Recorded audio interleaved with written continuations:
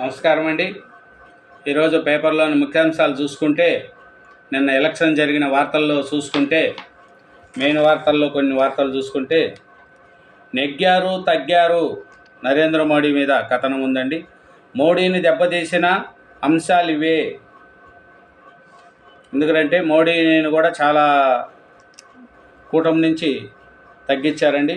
13 మంది కేంద్ర మంత్రులు ఓటమి. చూసుకోండి, 13 మంది కేంద్ర మంత్రులు ఓటమంట. లెక్క చూసుకోండి. నరేంద్ర మోడీకి కూడా మెజారిటీ చాలా తగ్గింది.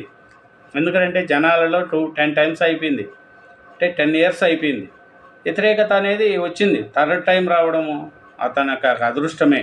ఎందుకంటే అతని మీద ఏ ఆరోపణలు లేవు కాబట్టి, అవినీతి ఆరోపణలు లేవు కాబట్టి, అందుకని ప్రజలు ఓట్లు వేశారు.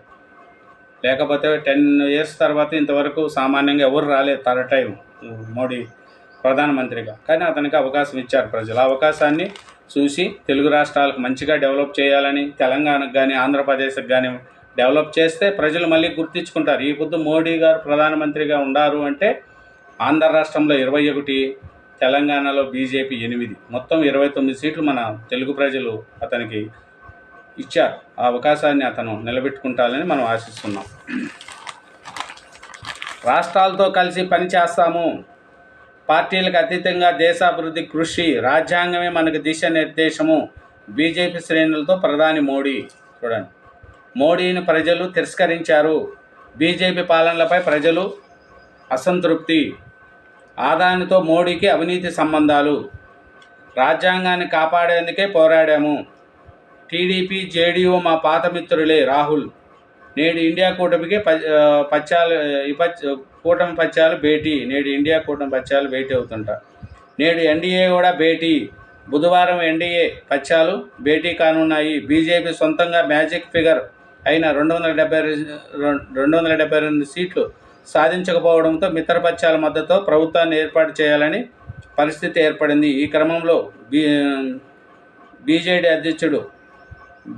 అధ్యక్షుడు కేసీ అడ్డా ఆధ్వర్యంలో ఎన్డీఏ పక్షాలు కీలక సమావేశము. అయితే టీడీపీకి మంచి అవకాశం వచ్చింది. ఎందుకంటే అతని అవకాశం ఉండాలి. అతని అవకాశంతోనే ఇప్పుడు మెజార్టీ రాలేదు కాబట్టి టీడీపీకి మంచి అవకాశం ఉంది. కన్నడ నాట కమలం అవా. కాంగ్రెస్ 9, బీజేపీ 17, జేడీఎస్ 2, 28 సీట్లలో చూడండి. బీజేపీ 17 సీట్లు గెలిచింది, కాంగ్రెస్ పోయింది. సొంత ఉన్న రాష్ట్రంలో కూడా కాంగ్రెస్ వేయలేకపోయింది.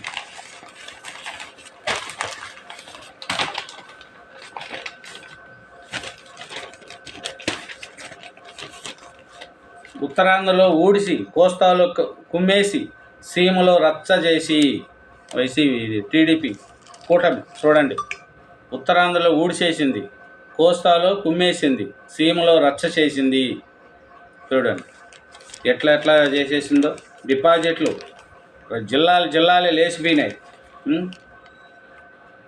ఉత్తరాంధ్రలో శ్రీకాకుళం 20 సీట్లు, శ్రీకాకుళంలో 10 సీట్లుంటే కూటమికే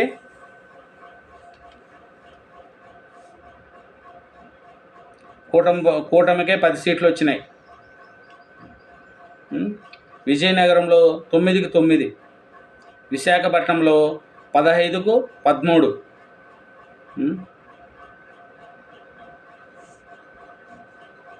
కోస్తాలో అయితే 89 సీట్లకు గాను 87 సీట్లు వచ్చినాయి. 89 సీట్లకు గాను 87 వచ్చినాయి. ఈస్ట్ గోదావరి, తూర్పు గోదావరి 19కు 19, పశ్చిమ గోదావరి 15కు 15, కృష్ణా 16కు 16, గుంటూరు 17కు 17, ప్రకాశం 12కు 10, నెల్లూరు 10కు 10 క్లీన్ స్వీప్లు చేస్తూ వచ్చినాయి. ఇక రాయలసీమలో చూస్తే అనంతపూర్లో 14కు 14, కడప 10కి 7 కూటమి, కర్నూలు 14కు 12, చిత్తూరు 14కు 12. చూసుకోండి, కుమ్మేశారు, వీడ్చేసినారు. అటు కూటమికి ఒక ప్రాంతము, ఒక మతము, కులము అని లేదు. జనాలు ఓట్లు అట్లా వేసి గెలిపించారు. నెల్లూరులో టీడీపీ క్లీన్ స్వీప్, లెక్కింపు ముగియక ముందే వైసీపీ అభ్యర్థుల నిష్క్రమణ ఓటమంచుల్లో ఉన్నందనే మచిలీపట్నం కౌంటు కేంద్రం నుంచి వెళ్ళిపోతున్న వలమనేని వంశీ, కొడాలి నాని ఇద్దరు తోడు దొంగలండి. అట్లాంటి దొంగలకు ప్రజలు బుద్ధి చెప్పారు. చిత్తూరులో సైకిల్ జోరు, 25 ఏళ్ల తర్వాత చంద్రగిరిలో విజయము. 25 ఏళ్ల తర్వాత చంద్రగిరిలో విజయం అంట. అనంతలో వార్ వన్ సైడ్ మొత్తం. సొంత జిల్లాలో జగన్ షాక్, పులివెందల్లో తగ్గిన మెజార్టీ. పులివెందల్లో కూడా జగన్ మెజార్టీ తగ్గిందంట. చూడండి,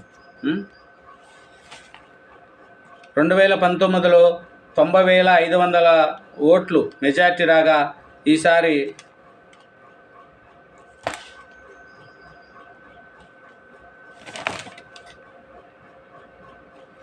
90 ఓట్లు మెజార్టీ. ఈసారి తగ్గింది మెజార్టీ, 61,000 వచ్చింది. 61,000 చిల్లర వచ్చింది. అంటే కడప